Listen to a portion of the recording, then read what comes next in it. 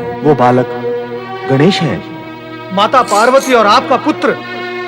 उसे जीवित करना होगा देवेश्वर, अन्यथा देवी पार्वती संहार नहीं रोकेंगी प्रभु। उस उद्दंड बालक का वध करना मेरा उद्देश्य नहीं था, पर उसकी भयानक युद्ध वृत्ति का अंत करना भी आवश्यक था। मैं जानता हूं कि गणेश शक्ति रूपनी पार्वती का पुत्र है, उसे पुनर्जीवित तो होना ही है। ये शुभ कार्य आप ही करेंगे देवेश्वर। हम सभी की इच्छा है कि बालक गणेश पुनर्जीवित हो, इसलिए यह कार्य हम सब मिलकर करेंगे। आरंभ श्री हरि विष्णु करेंगे। मुझे क्या करना होगा भोलेनाथ? आपको उत्तर दिशा में जाना होगा। उस ओर जाते हुए आपको मार्ग में जो भी पहला प्राणी दिखे उसका मस्तक काट कर ले आए। किसी भी निर्दोष प्राणी का मस्तक? शेष विचार आप स्वयं कर लें। किसी भी निर्दोष प्राणी के साथ अन्याय नहीं होना चाहिए। ऐसा ही प्रयत्न करूंगा।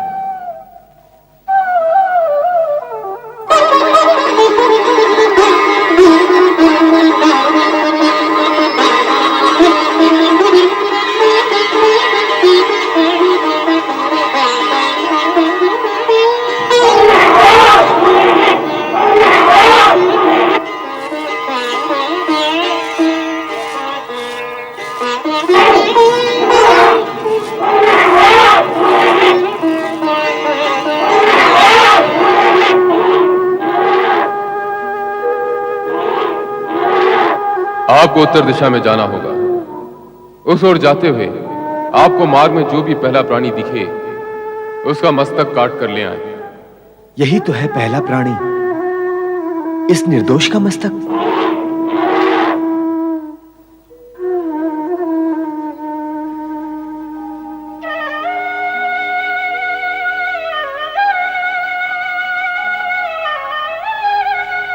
ये तो ऐरावत हाथी है। ये निर्दोष नहीं है, ये श्रापित है, जो स्वर्गलोक से पृथ्वीलोक पर पतित हुआ है। इसका मस्तक बालक गणेश के लिए उपयुक्त रहेगा।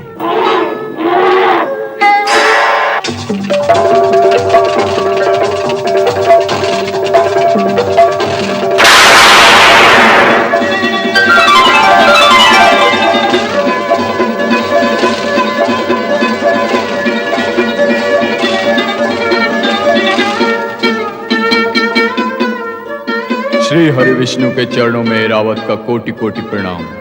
आपके हाथों मेरा उद्धार हुआ और मैं श्राप मुक्त हो गया भगवान।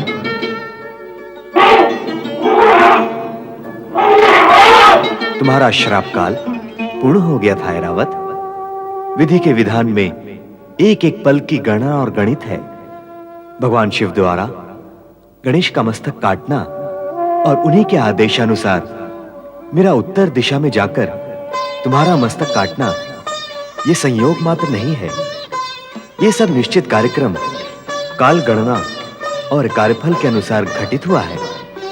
जाओ, स्वर्ग जाओ। आपकी कृपा से मुझे पुनः स्वर्ग में स्थान मिलेगा प्रभु। जाओ, स्वर्ग जाओ। मुझे भी कैलाश पहुंचना है।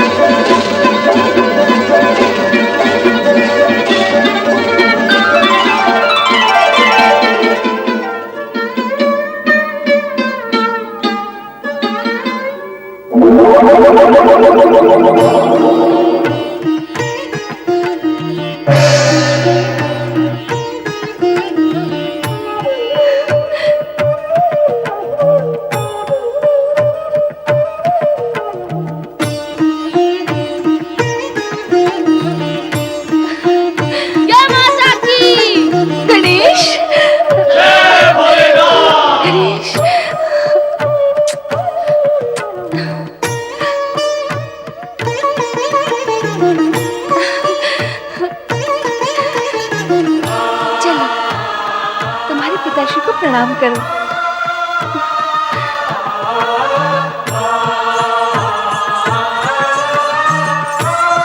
प्रणाम पिताश्री। गणेश गजानन हो गए। गणेश गजानन की जय। गणेश गजानन की जय, गणेश गजानन की जय। पार्वती, तुम्हारी एक मांग तो पूर्ण हो गई, एक और शेष है। उसे भी पूर्ण कर दें स्वामी।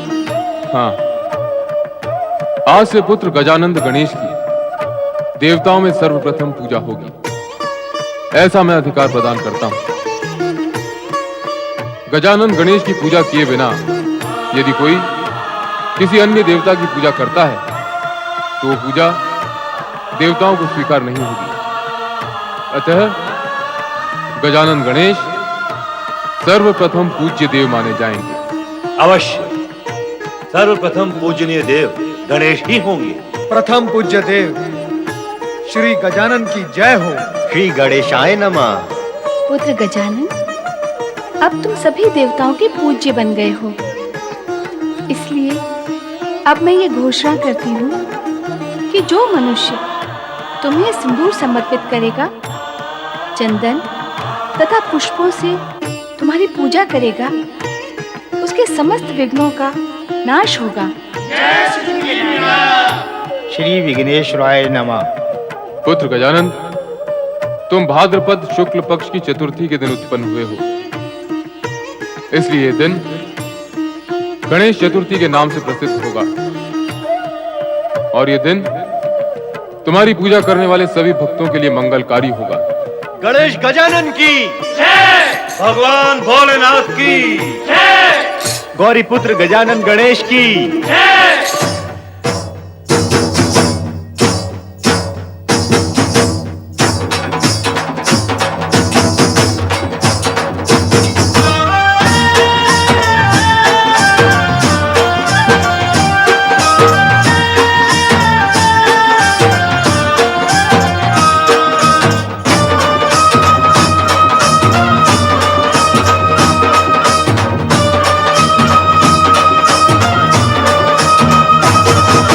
जय जय गौरी पुत्र गणेश, जय जय गौरी पुत्र गणेश, जय जय गौरी पुत्र गणेश, जय जय गौरी पुत्र गणेश।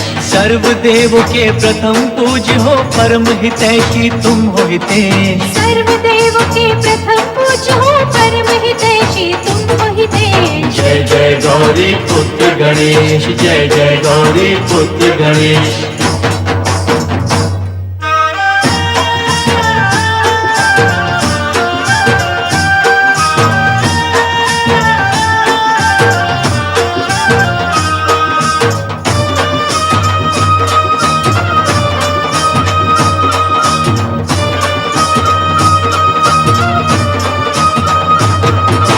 विशाल काया मूषक वाहन, प्रिय तुम्हारा मोदक भोजन। जय हो चतुर्भुज अष्ट विनायक, हे लंबोदर हे गणनायक। तुमसे ही तो शुभ हो जाता,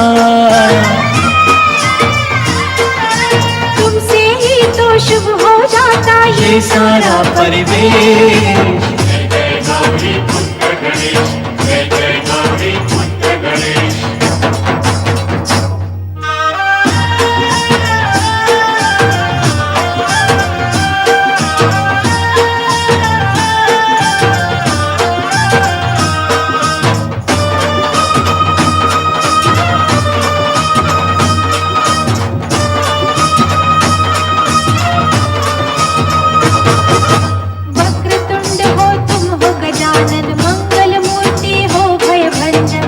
सिद्धि के तुम हो दाता, भाग्य के भी भाग्य विधाता। तुमसे कटते तुम ही हरते, तुमसे कटते तुम ही हरते सबके कष्ट कलेश। जय जय गौरी पुत्र गणेश, जय जय गौरी पुत्र गणेश।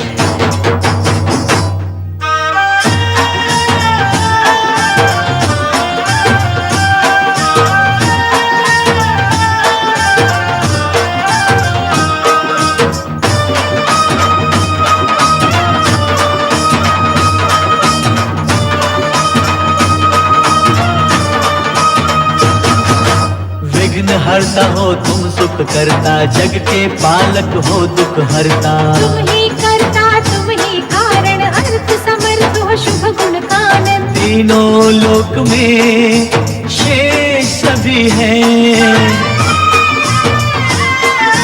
तीनों लोक में शेष सभी है, तुम हो देव विशेष। जय जय गौरी पुत्र गणेश, जय जय गौरी पुत्र गणेश, जय जय गौरी पुत्र गणेश, जय जय गौरी पुत्र गणेश। सर्वदेवों के प्रथम पूज्य हो, परम हितैषी तुम हो हितेश। सर्वदेवों के प्रथम पूज्य हो, परम हितैषी तुम हो हितेश। जय जय गौरी पुत्र गणेश, जय जय गौरी पुत्र गणेश, जय जय गौरी पुत्र गणेश, जय जय गौरी पुत्र गणेश। उसी समय से संपूर्ण जगत में श्री गणेश की पूजा प्रचलित हो गई। संपूर्ण आर्यावर्त में सिद्धिदायक, सुखकर्ता, दुख हरता के मंदिरों का निर्माण हुआ। इस प्रकार भाद्रपद शुक्ल चतुर्थी से गणेश देव व मानव के पूज्य बन गए। इस सुखद बेला में वे अपने अग्रज कार्तिकेय से मिले अवश्य, किंतु भविष्य का घटनाक्रम योग निद्रा में सोए श्री हरि विष्णु को कुछ अनोखे ही सत्य का संकेत दे रहा था। स्वामी, ये किस निद्रा में मग्न हैं आप? सुनिए, ऐसी भी क्या योग निद्रा? मेरे प्रश्न का उत्तर दीजिए स्वामी। स्वामी नारायण नारायण नारायण, लक्ष्मी नारायण नारायण नारायण। श्री हरि विष्णु और माता लक्ष्मी नारद का प्रणाम स्वीकार करें। आओ नारद, भले समय पर आए। माता, क्या मैं इससे पूर्व कभी बुरे समय पर आया हूँ? नारद, तुम शब्दों की खींचतान बहुत करते हो। मेरा अभिप्राय था कि इस समय मुझे तुम्हारी आवश्यकता है। माता, मैं तो सदा आपकी सेवा में उपस्थित हूँ, परंतु आज आप कुछ उद्विग्न दिखाई दे रही हैं। सब कुछ कुशल मंगल तो है ना? जो संपूर्ण जगत का कुशल मंगल विचारते हैं, उन्हें अमंगल क्या होगा? पर इस समय तुम्हारे आने से सुविधा ये हुई है कि तुम मेरी सहायता कर सको। कैसी सहायता माता? मैं तुम्हारे इन नारायण नारायण को बहुत समय से पुकार रही हूँ, पर उत्तर नहीं। जब मुझे मेरी पुकार का उत्तर नहीं मिल रहा, तो तुम्हें तुम्हारे प्रश्न का उत्तर मिलने का तो प्रश्न ही नहीं। आपकी पुकार के स्वर मंद रहे होंगे माता। तो क्या गर्जना करती, जिसके स्वर तीनों लोकों में सुनाई देते? सदा जैसे पुकारती हूँ, वैसे ही पुकार रही थी। सदा सुन लेते हैं, पर आज बार बार पुकारने पर भी योग निद्रा का त्याग ही नहीं कर रहे हैं। आप प्रभु और इनकी योग निद्रा से अपरिचित तो नहीं ना माता?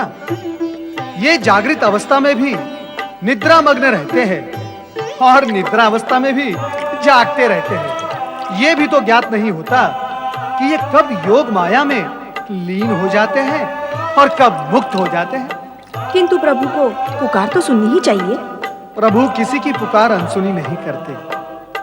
फिर आपकी पुकार, जो उनके अत्यंत निकट है, उसे कैसे अनसुनी कर सकते हैं? नारायण नारायण। देवी लक्ष्मी, नारद सत्य कह रहे हैं। यदि मेरा अनुमान सत्य है तो आप योग माया में लीन भविष्य का कोई दृश्य देख रहे थे, है न प्रभु? उत्तम, अति उत्तम नारद। तुम्हारे तथ्य, अनुमान, कथ्य सभी सत्य हैं। अब कृपा कर ये बता दे कि आप भविष्य का कौन सा दृश्य देख रहे थे? मैं गणेश व कार्तिकेय की क्रीड़ाओं व लीलाओं को प्रत्यक्ष रूप से देख रहा था। वर्षों से उनकी लीलाओं से सारा कैलाश ही नहीं, संपूर्ण जगत गुंजायमान हो रहा है। देखने और कहने के पश्चात आप सोचने क्या लगे प्रभु? भगवान, आपका इस प्रकार विचार मग्न होना एक और सत्य प्रकट करता है कि आप भविष्य की किसी ऐसी घटना के विषय में चिंतन कर रहे हैं जो शुभ और सुखद नहीं है। मेरा अनुमान सत्य है ना प्रभु? सदा ही तुम्हारा अनुमान सत्य नहीं होता नारद, और हो भी तो सदा ही हम हाँ कहने की स्थिति में नहीं होते। माता, अपने पति के पक्ष में इस प्रकार हंसकर मुझे निरुत्साहित करना क्या उचित है? यदि मेरा अनुमान सत्य भी होगा तो भी भगवान हां नहीं कहेंगे। क्या ये उचित है माता? सुनो नारद, विषय गंभीर है। मैं सोच रहा था कि मिलन के साथ वियोग और हर्ष के साथ विषाद साथ साथ ही क्यों जुड़े रहते हैं? क्षमा करें प्रभु, आप सुदर्शन चक्र तो घुमाते ही हैं, अनेक बार चर्चा और विषय को भी घुमा देते हैं।